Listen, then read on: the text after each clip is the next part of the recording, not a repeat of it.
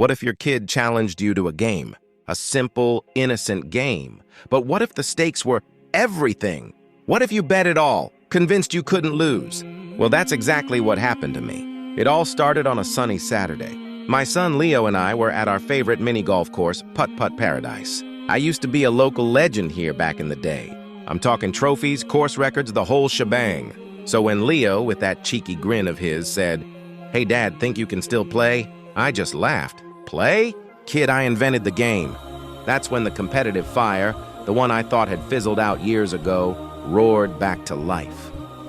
I looked him dead in the eye and said, "All right, smart guy, let's make this interesting." Leo's eyes lit up. He suggested the loser has to do the winner's chores for a month. A cute, kid-friendly bet. But I had other ideas. I wanted to teach him a lesson about challenging the old man. "A month of chores?" I scoffed. "That's chump change. Let's raise the stakes." I'm talking a high-roller, winner-take-all bet. Leo was confused, so I laid it out for him, loud enough for half the course to hear. "I bet you $1 million. Of course, we didn't have $1 million. The bet was $1 million worth of anything the winner wanted.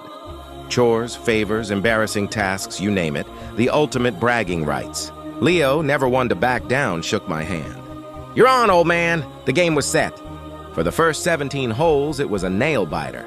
I was playing the game of my life, sinking putts. I hadn't made in years. Leo was right there with me, matching me shot for shot. We were tied going into the 18th hole, the infamous Volcano of Doom. It's a tricky one, with a rotating windmill right in front of a steep incline. I played it safe, a solid 2-putt. All Leo had to do was match it to force a playoff. He lined up his shot. But instead of playing it safe, he aimed directly at one of the spinning windmill blades. I was about to yell, "What are you doing?" But before I could, he putted. The ball hit the blade, ricocheted off the side wall, rolled up the volcano, and swish. Hole in one, a trick shot. An impossible, jaw-dropping $1 million trick shot. The entire course erupted in cheers. I just stood there, my putter hanging from my hand, completely stunned. My son hadn't just beaten me. He'd done it with a level of style and confidence I'd never seen before. So, what does $1 million loss look like? Well, for starters, it looks like this. The next day, Leo cashed in part of his winnings. His first demand? 1,000 push-ups. 1,000.